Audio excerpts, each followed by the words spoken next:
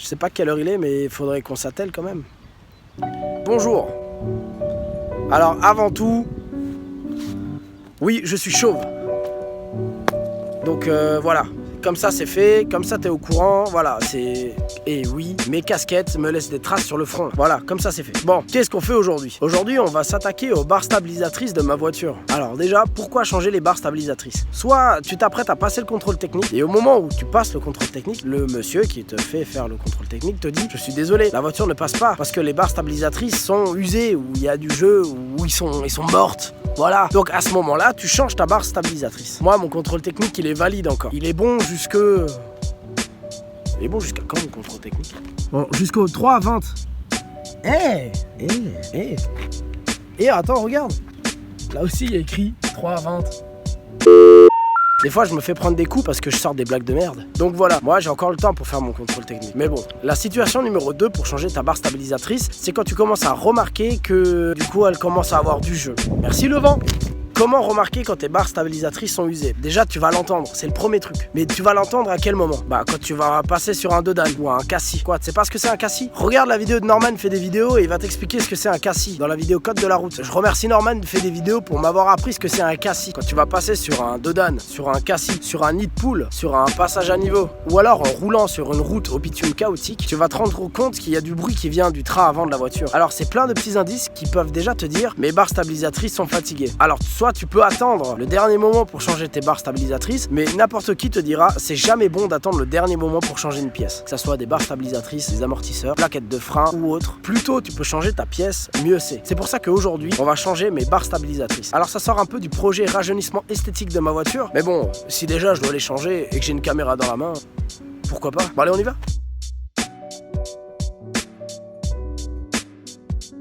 Pour commencer, on va avoir besoin de un peu de matériel cette fois-ci. Un cric, 2 chandelles, 2 barres stabilisatrices neuves et d'une caisse à outils. Et pour finir, un frein à main bien tiré, c'est très important. Bon, pour ce qui est du point de levage, j'ai posé la question à un garagiste, on m'a conseillé le triangle de direction.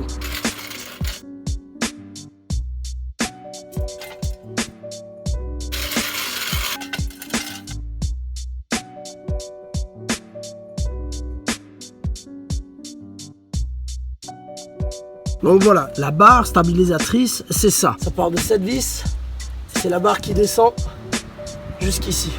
Donc avant tout, on va dégripper les vis avec du dégrippant. Puis avec une douille de 16, on va desserrer les vis. C'est galère parce que alors il faut bloquer avec une clé plate de 16 derrière.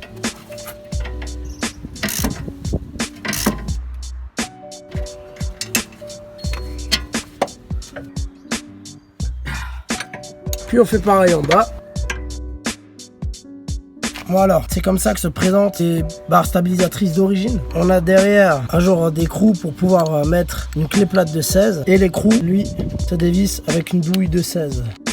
Voilà, sur les nouvelles, première différence, c'est que l'écrou, c'est plus du 16, mais c'est du 17. Et nous avons à l'extrémité du filetage un embout Torx qui vient remplacer le système du méplat qu'il y avait ici sur l'ancien. Donc on va mettre en place la nouvelle barre stabilisatrice.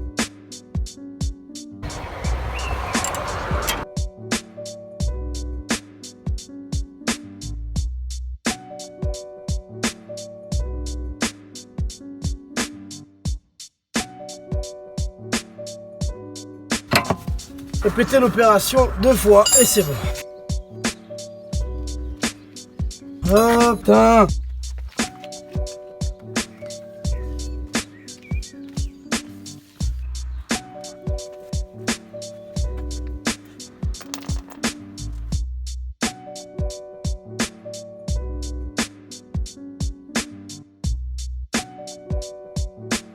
C'est très important de pas oublier de serrer les boulons parce que c'est le genre de truc que tu oublies facilement à la fin.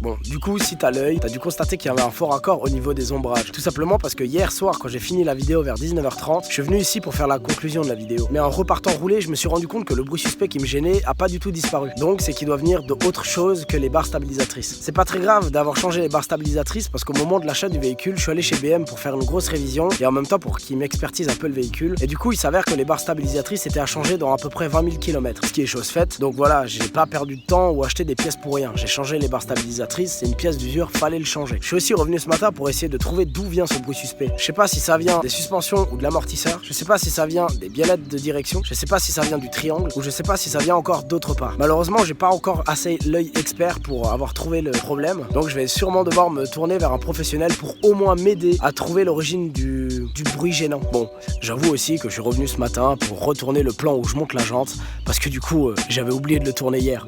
C'est pas que j'ai oublié de le tourner, la jante je l'ai remontée hier. Je suis bien venu jusqu'ici hier. Mais en fin de compte, j'ai oublié d'appuyer sur play. Donc bravo Romain, félicitations. Si je devais résumer cette opération par une simple phrase, je résumerais cette opération par la loi de l'emmerdement maxi. Tu la connais cette loi? C'est la loi qui fait en sorte que rien ne se passe comme prévu. Tout d'abord, j'ai mon cric qui est resté bloqué en position haute à l'avant droit du véhicule. Oh là, il y a une petite abeille qui me tourne autour. Donc j'ai perdu au moins 1 heure, facile. Ensuite, je suis venu ici, j'ai tourné la conclusion de la vidéo, je me suis rendu compte que le bruit suspect n'avait pas du tout disparu. Et pour finir, à la maison, quand j'ai mis les vidéos sur l'ordinateur, je me suis rendu compte que j'avais carrément oublié de filmer les plans où je remonte la roue avant gauche. Donc je suis aussi un peu revenu ce matin ici pour retourner ce plan et j'en ai profité également pour regarder peut-être si je trouvais d'où vient le problème. C'est marrant parce que quand je filme comme ça, on dirait que j'ai plus de sourcils. Ah si, ils sont là. Donc voilà, pour résumer, c'est une opération vraiment facile. Si je devais donner un conseil à quelqu'un pour changer les barres stabilisatrices, c'est vraiment de changer les deux en une fois. Donc de mettre la voiture sur les 2 chandelles. Parce que si tu lèves la voiture que sur une chandelle, tu vas galérer à retirer et à installer les nouvelles barres stabilisatrices. Tandis que là, du coup, ça s'enlève super facilement et ça se réinstalle super facilement. Donc voilà, cette vidéo touche à sa fin. L'opération est donc terminée. Donc je vous dis à plus sur Swisscut Mécanique.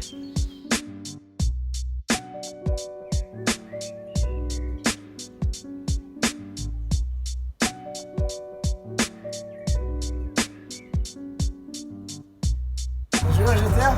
GTA, ils ouvrent les portes comme ça.